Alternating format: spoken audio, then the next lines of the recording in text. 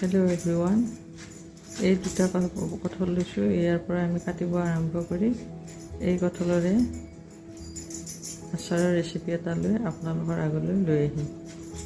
মোৰ কঁঠালখিনি কাটি হৈ গ'ল। এতিয়া মই মিনিমাম 10 পৰা 15 মিনিট উতলাই ল'লোঁ। এতিয়া মই এইখিনি এখন চালনীত নিগৰাই ল'ম, লৈ পেলাই ৰ'দত দি তাৰপিছত মই আচাৰ বনাবলৈ আৰম্ভ কৰিম। মই এতিয়া আচাৰখিনি বনাবলৈ লৈছোঁ। ইয়াতে মই 250 গ্ৰাম মিঠাতেল দি লৈছোঁ। তেলখিনি ভালকৈ গৰম হ'বলৈ দিম। অলপ ভাল গৰম হোৱাৰ পিছত মই এতিয়া ইয়াতে কেইটামান আধা চামুচ পাঁচফোৰণ দি দিছোঁ।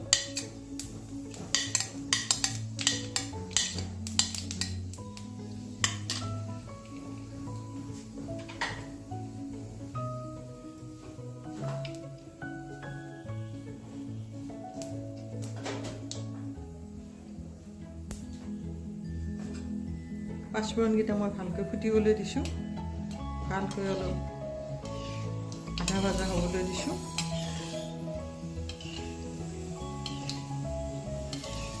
পাঁচফোৰণখিনি ভালকৈ ভাজা হোৱাৰ পিছত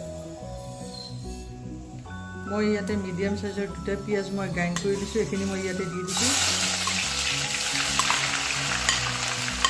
তাতে মই বটি লোৱা নহৰু 1.5 চামুচ দি দিছোঁ। এইখিনি ভালকৈ মই গৰম হ'বলৈ দিম, অলপ ভাজা হ'বলৈ দিম।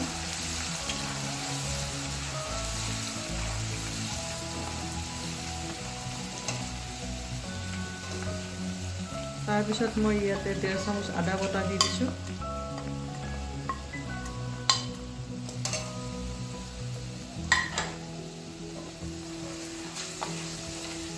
এইখিনি ভালকৈ ভাজি কৰি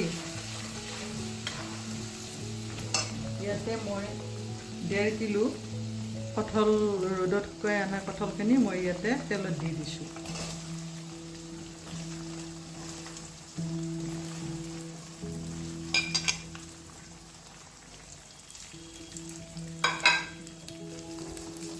এইখিনি মই এতিয়া ভালকৈ লৰাই দিম।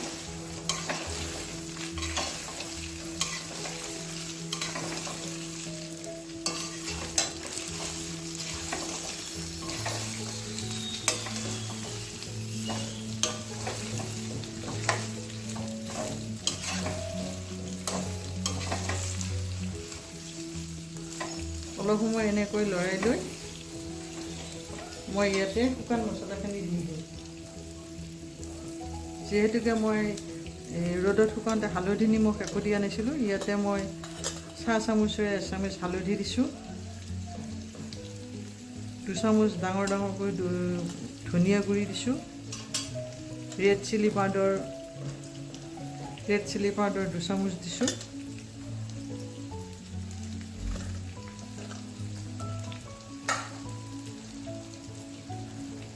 জিৰা সৰু চামুচেৰে 3 চামুচ দিছোঁ।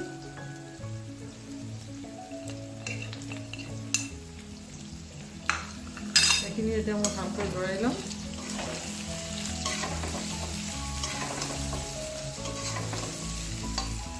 তাৰপিছত এই চামুচখনেৰে মই 2 চামুচ নিমখ দি দিছোঁ।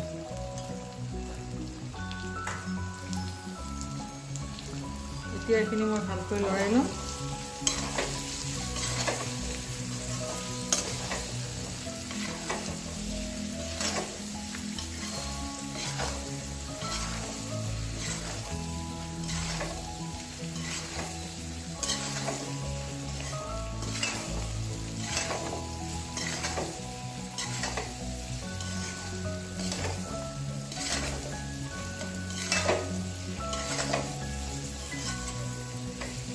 এইখিনি অলপ এনেকৈ লাহে লাহে লৰাই থাকিম।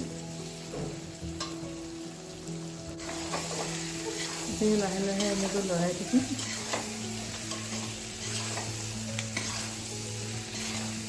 এনেকৈ কিছু সময় ভাজা হ'বলৈ দিম।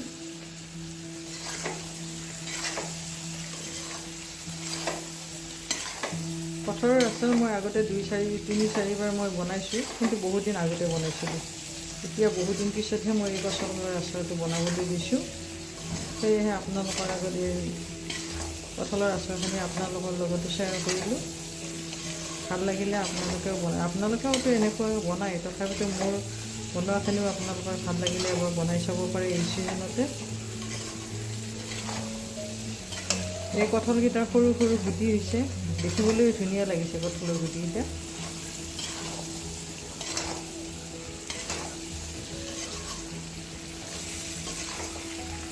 এনেকৈ টোটেল আচাৰখিনি বনাব টাইম লাগিব আপোনাৰ ধৰক 20-25 মিনিটমানৰ পিছতে আচাৰখিনি হৈ যাব।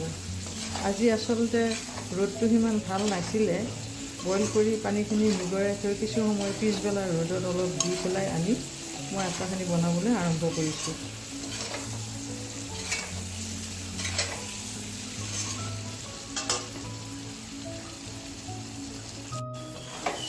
আচাৰখিনি মোটামুটি হোৱাৰ ফালে আগবাঢ়িছে। এতিয়া মই ইয়াতে মই এচামুচ চেনি দি দিছোঁ।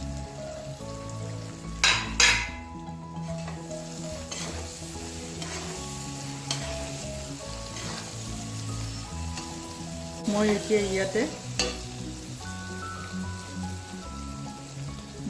ইয়াতে এইটো ভিনেগাৰ হয়, এইটোৱে মই 4 চামুচ মই ভিনেগাৰ দি দিওঁ। ভিনেগাৰ দি দিলে বস্তুটো মানে বেয়া হোৱাৰ সম্ভাৱনা নাথাকে, ফাংগাছ নধৰে আৰু বহুত দিনলৈ একদম ছেফ হৈ থাকে। ৰ'দত শুকাই অনাৰ পিছত মছলাখিনি ৰেডি হোৱাৰ পিছত এইখিনি আচাৰ বনাবলৈ বেছি সময় নালাগে, 15 পৰা 20 মিনিট সময়ত আচাৰখিনি ৰেডি হৈছে। পাৰিলে আপোনালোকেও এনেকৈ বনাই চাব, একদম সহজ পদ্ধতি, বহুত দিনলৈ ৰ'দত শুকাই থাকিব নালাগে, একদম সহজতে হৈছে।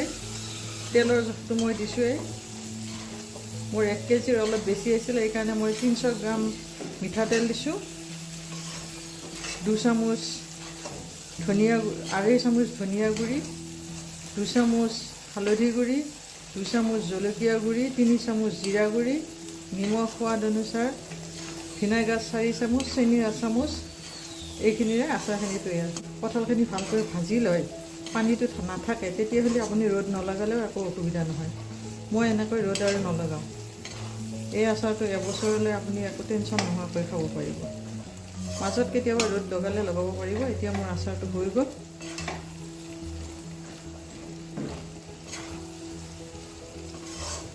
আপোনালোকেও এনেকৈ এবাৰ বনাই চাবচোন, আৰু যদি ভাল লাগিলে জনাব।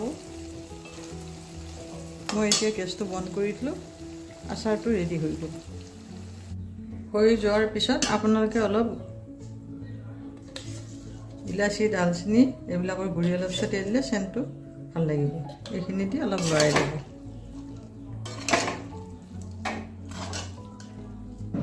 এয়া মোৰ আচাৰ ৰেডি। এইটো ৰুটিৰ লগত, পৰঠাৰ লগত, ভাতৰ লগত, চব বস্তুৰ লগতে খাব পাৰিব। এইখিনি ঠাণ্ডা হ'লে মই গ্লাছৰ, একদম শুকান গ্লাছৰ বৈয়ামত ভৰাই থৈ দিম। মোৰ আচাৰ ৰেডি হৈ গ'ল। ঠাণ্ডা হোৱাৰ পিছত মই এতিয়া বটলত ভৰালোঁ। 1.5 কেজি কঁঠালত মোৰ 1 কেজি, পূৰা 1 কেজি কঁঠালৰ আচাৰ হৈ গ'ল। এইটো পাৰফেক্ট জোখ হয়। যদি আপোনালোকে আচাৰটো চাই ভাল পালে লাইক কৰিব, শ্বেয়াৰ কৰিব আৰু ছাবস্ক্ৰাইব কৰিব।